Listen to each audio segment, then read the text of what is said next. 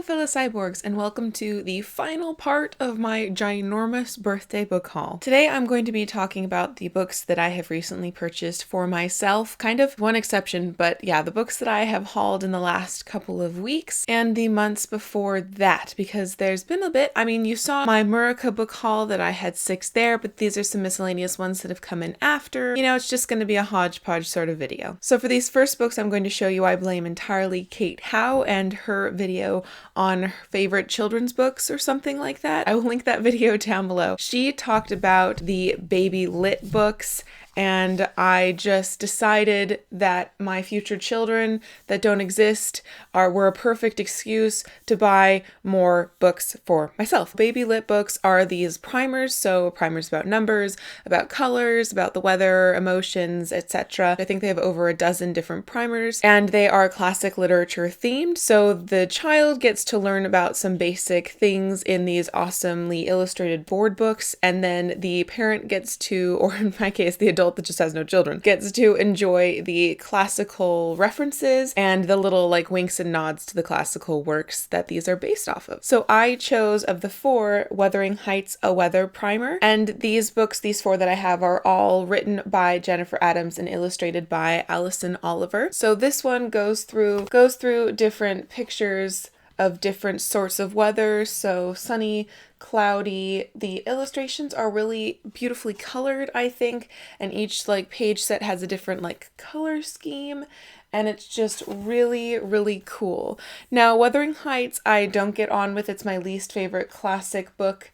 However, I just couldn't pass up the idea of a weather primer, and I really do love the illustrations in this. The color combos are really lovely. Then I picked up the Alice in Wonderland color primer. These illustrations seem to be based on the Tim Burton Alice in Wonderland film. For instance, the Mad Hatter kind of looks a little bit like Johnny Depp's character. And the Queen of Hearts definitely looks like Helena Bonham Carter's Queen of Hearts in that movie. But it's just really well detailed. As you can see, these backs that say red hearts, but then the back is a color, and it's got a subtle pattern, and the illustrations are just really interesting. There are a lot of things that you can pick out and talk about with your little one, or just me by myself, as you do. Then I couldn't pass up the Jane Eyre counting primer, of course, just to show my love for Jane Eyre. This one doesn't have as many references to the actual text. It mostly just uses, you know, some beautifully illustrated things and then the number system. So for instance, there's this like 3 candles. It has a nice quote from Jane Eyre here, but there, besides the candle incidences and the potential, you know, bed burning scenes, like candles didn't really factor very much into Jane Eyre. However, they do have this like 4 towers, and then you get to see Thornfield Hall there.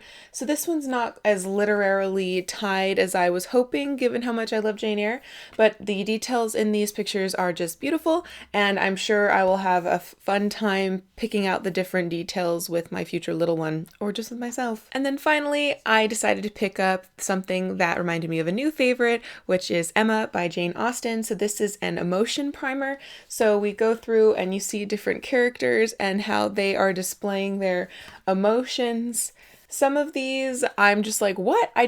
Who's Miss Taylor? I don't remember there being a Miss Taylor in Emma. Then they've also got like Mr. Woodhouse is bored, and I don't think Mr. Woodhouse was necessarily bored, but I guess what else would you classify Mr. Woodhouse to a very small child? And Miss Bates is scared because there's a spider in front of her rather than like something having to do with the text. So it's definitely not like spot on, like they're not like retellings of the works that they're alluding to, but they're just cute and fun, and I think will make a really interesting learning tool for myself and my potential future children or nieces and nephews. Yeah, so I decided to add these to my collection because I wasn't sure if later when I have children, if they'll still be available, and I was fortunate to be able to find these copies, which are very gently used on 8 books for cheap, like half price of what they would be new. I was thinking about getting the Moby Dick Ocean Animals primer, or the Frankenstein Anatomy primer, or the Anna Karenina Fashion primer, but I was like, Amanda, you're not spending $70 on a baby board books when you have no children.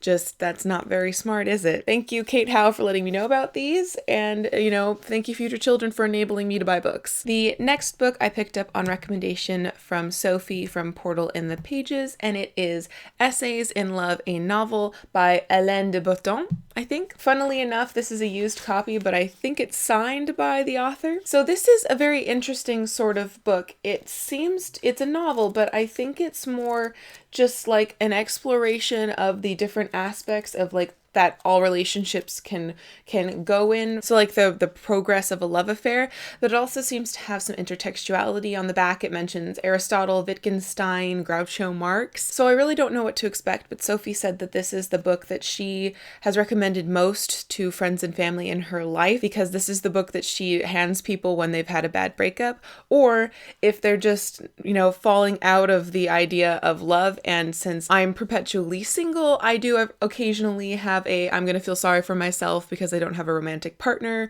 month or week or something like that. And I thought that I would probably get a use of this, and hopefully it would help assuage my, romantic sorrows in the future. So we will just have to see how Sophie's recommendation gets on with me in the future. The next book I picked up because of Kelly of What Kelly Reads, and it is The Dream Snatcher by Abby Elphinstone. She read this a few months ago and gave it 4 stars and really enjoyed it, but recently she read the sequel to this and loved it even more. And when a sequel in a kid's series is even more beloved than the original, that really piques my interest. The other reason why my interest was piqued of this volume from the get-go is because there is a wildcat as the best friend to our main character. She's Maul, and I think this is Griff. And apparently one of the beloved things about the Dream Snatcher is the relationship, the friendship between Maul and Griff. And as you know, I love cats, so wildcat, I'm totally there. This seems to have the plot of Maul keeps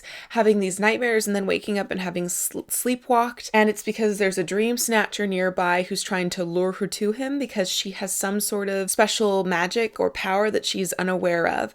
There are also supposed to be references to traveling communities and Romani people, which interests me greatly, but it really just had me at Wildcat Best Friend. I'm going to be buddy reading this with Acacia Ives and Mercedes of Mercy's Bookish Musings in August, so I am very looking forward to getting to this quickly, and hopefully it will stand up to Kelly's high praise. Next is a book that I pre-ordered, and it is Fox Fur, A Dream Tale by Sophie Carlin. As you may know, Sophie Carlin is a fellow booktuber here on the YouTubes, and she recently published this teeny tiny flash fiction collection from the point of view of different woodland animals and the aftermath of a fox's vixen being hunted and skinned. With the pre-order, she kindly signed the copy to me and also included a magical leaf, which is just fantastic. I think I might use that as a bookmark. So this is a very short, slim volume, but I'm interested in flash fiction. It's something that I like, considering that I like very, very short poetry, and I also just really wanted to support Sophie Carlin. So hopefully I'll be reading this soon and reporting back, because it's not going to take very much time to read. And if you haven't already, please check out Sophie's channel, because I have received so many book recommendations from her that I just haven't bought yet, but I just recently bought the Poisonwood Bible because of her, and it's just, I'm sure the floods of buying more things like Jeanette Winterson because of Sophie is to come. So definitely check out her channel. It will be linked down below. And this last book is the one that I didn't technically buy myself, but it wasn't part of my birthday gifts that were like wrapped and waiting for me. When my mom drove up to collect me from Canada, we had a day to kill in the city where I had been living, and we, spent it book shopping. So this happened. I picked up Alice Munro's My Best Stories. So you may know that Alice Munro recently received the Nobel Prize for Literature for her body of work, and she also received the Man Booker Prize for her body of work. She is a Canadian short story writer primarily. She and Margaret Atwood are the two queens of Canadian literature that's still coming out today. I've known about Alice Munro, but really haven't been that interested in reading her until Jacob Tanner did his author primer, author spotlight video. I will link that down below. And so when I was looking through the books that they had available, this book had the most bang for my buck. For $2 more, I got 5 more stories than if I just bought a single collection, of the stories that were all published contemporaneously. So this collection contains 17 14 different short stories, and they are laid out in the book chronologically.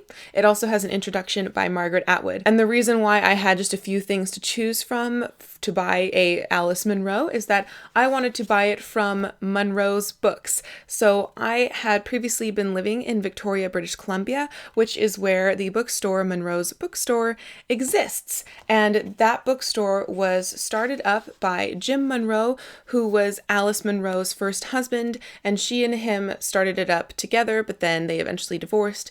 Alice Munro kept her first married name, and that's what she published her stories under. I figured I needed to buy Alice Munro's work in the Munro bookstore. So I only had to choose from what they had. They did have a huge selection of her work, but it was like the Penguin Silver Spines and then this guy and then like all of her stories collected into 2 volumes chronologically. And this just seemed to make sense to me. I'm also really interested to see what Margaret Atwood has to say about her contemporary Alice Munro. So hopefully I will enjoy this. Not sure when I'm going to get to it, but see, Jacob Tanner, I listened to you. It's going to be happening, and I'm really eager to finally try out this second Canadian female legend. So here are the other 8 books that I've recently acquired and added to my collection. Fortunately, I've only really added 4 things to my TBR, as I've already read these and just need to mark them on Goodreads. It doesn't take very long to read these child primers. I hope you have enjoyed this week of my birthday book haul extravaganza. There are so many books that have been added to my shelves, but fortunately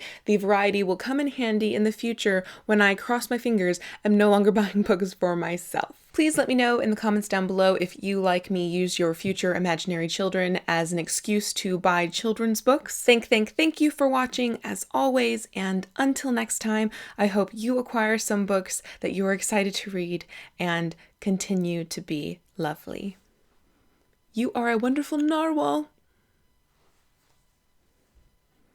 I need to come up with a list of things to call people and stop calling them like magical creatures. It's just getting super awkward, Amanda.